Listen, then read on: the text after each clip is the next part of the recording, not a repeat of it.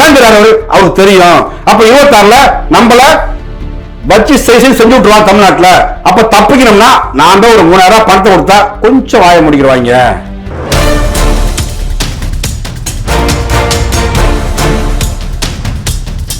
சொன்ன எதுவுமே செய்யல நீங்க சொல்ல முடியாதுல்ல. மகளிர் எல்லாம் ஃப்ரீயா நாங்க பஸ்ல தான் போறாங்க, மாசமான 1000 ரூபாய் தந்துட்டு இருக்கிறாங்க. இத பலமுறை பேசாச்சு. மறுபடியும் பலமுறை காத்து விட்டான். ஃபேன் ஓடி போட்டு போகலாம், உன் லவர் சாஜி சினிமாவுக்கு போன்னு சொன்னா, அப்புறம் சூடு சொன்னல ஓசி பசங்க கேட்டா சூடு சொன்னல என்ன அவன் நம்மள அசிங்கப்பட்டு விட்டான் தங்கச்சி. அந்த கேள்விக்கு போகாதீங்க, அவன் அம்பலப்பட்டு போயிட்டான். என்ன திமுக வந்து பல லட்சம் கடன்ல இருக்குன்னு அவங்க பொருளாதார நிபுணரே சொல்றாரு.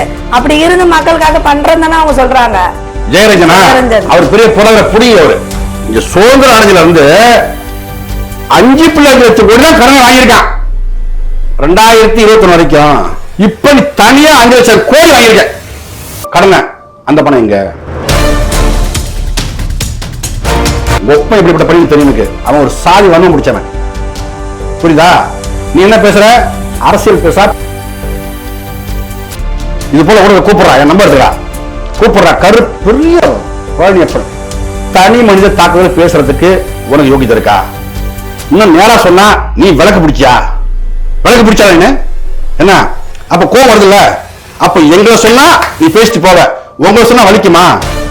வேற மாதிரி கேட்டு விட்டுருவான். பழனியப்பன்ல அவனை போல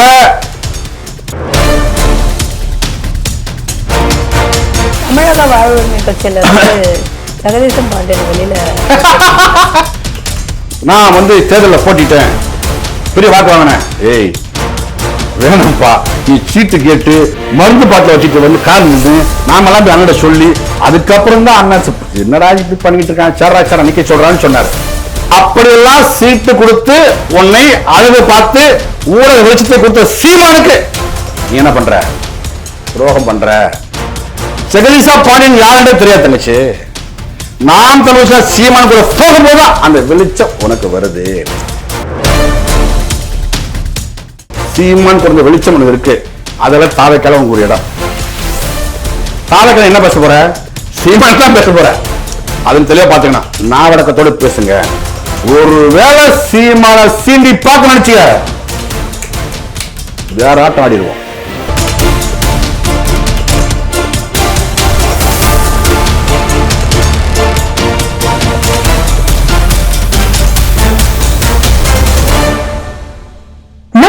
இயற்கை அங்காடி 100% இயற்கை வேளாண் தயாரிப்பு.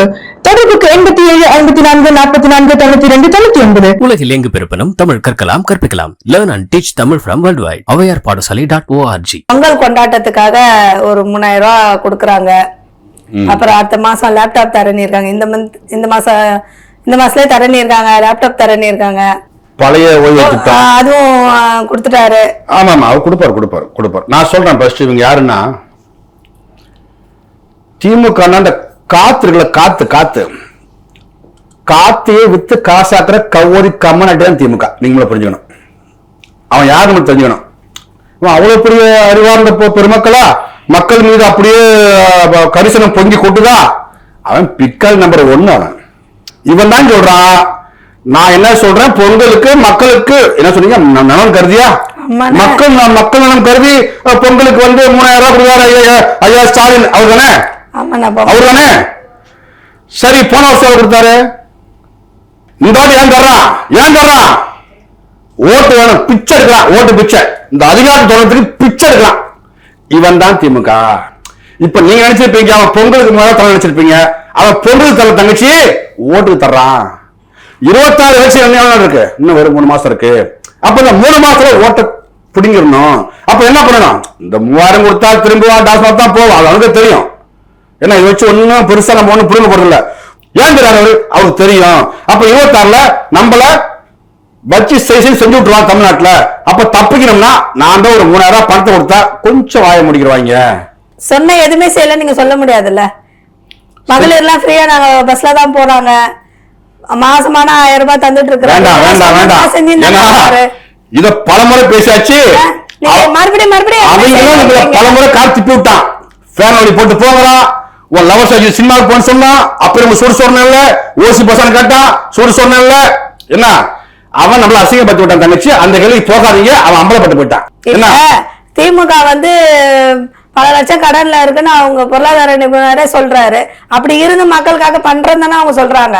ஜெயரஞ்சனா அவர் பெரிய பொருளாதார புடிங்க. அவரு இங்க சுதந்திர அடைஞ்சல இருந்து 5 லட்சம் கோடி தான் கடன் வாங்கியிருக்கான்.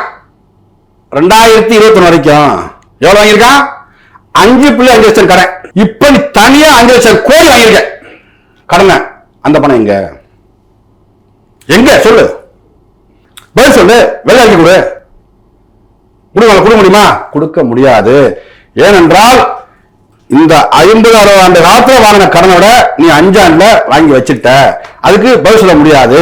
இப்ப அண்ணா திமுக ஒண்ணு, அவன் வந்தா அவனை கண்டுக்க மாட்டான், திமுக வந்தா அவனை கண்டுக்காது, அவன் செய்யற ஊழல நீ கண்டுக்க மாட்ட. ஆனால் நாம் வந்தா சிண்ட பிடிச்ச ஆட்டம், ஜப்தி பண்ணோம், சிறைப்படுத்தோம். தெரிஞ்சு வச்சுக்கோங்க. ஒரு கருப்பழனியப்பனுக்கும் நான் தமிழர் கட்சிக்கும் என்ன பிரச்சனை? கருப்பழனியப்பன் ஒப்பன் எப்படிப்பட்ட பழனி தெரியும் எனக்கு. அவன் ஒரு சாதி வண்ணம் முடிச்சவன். புரியுதா? நீ என்ன பேசுற? அரசியல் பேச இது போல கூட கூப்பிடுறா, என் நம்பர் எடுத்துறா, கூப்பிடுறா. பெரிய பழனியப்பன் தனி மனித தாக்குதல் பேசுறதுக்கு உனக்கு யோகியதை இருக்கா? இன்னும் நேரா சொன்னா நீ விளக்கு பிடிச்சியா? விளக்கு பிடிச்சா என்ன? அப்ப கோவம் வருதுல்ல? அப்ப எங்களை சொன்னா நீ பேசிட்டு போவ, உங்களை சொன்னா வலிக்குமா? வேற மாதிரி கேட்டு விட்டுருவான். கருப்பழனியப்பன்ல அவனை போல நிறைய பேர் இருக்கான். இன்னொருத்தர் இருக்கான், அதெல்லாம் மனோஜ். அவன் அள்ளி விடுறான்.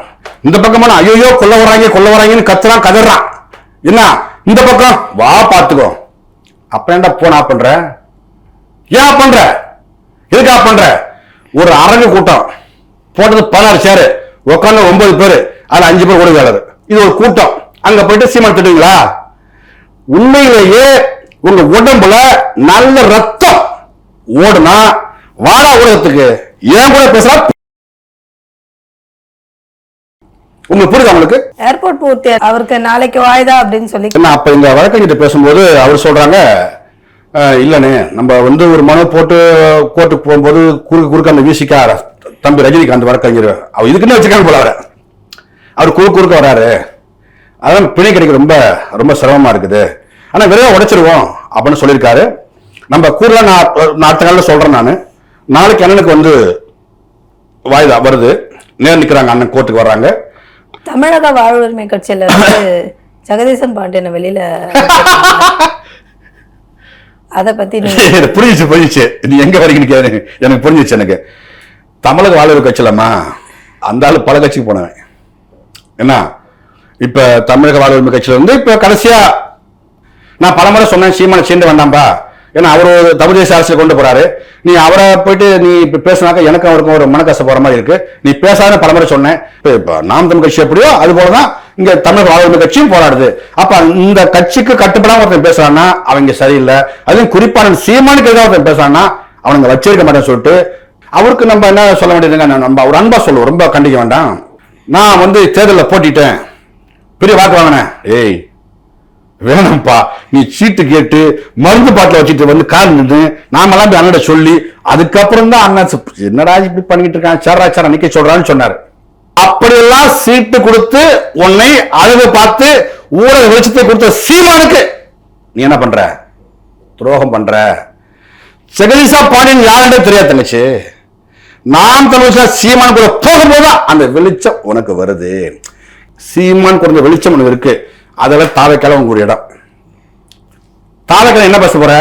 சீமான் தான் பேச போற.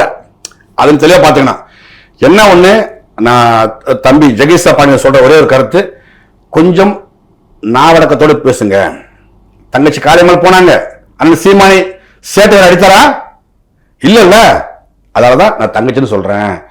என்ன ஐயா பேராசை கணேசன் போனாங்க, அரசியல் கருத்து வைப்பாங்க, சீமான் மீது அவதரிக்க மாட்டாங்க. உங்களுக்கு புரியுதா? உங்களுக்கு என்ன அப்படி இருங்க. அப்ப நாங்களும் ஒன்ன மதிக்கிறோம், ஒரு மனுஷனாவே நடந்துக்கோங்க.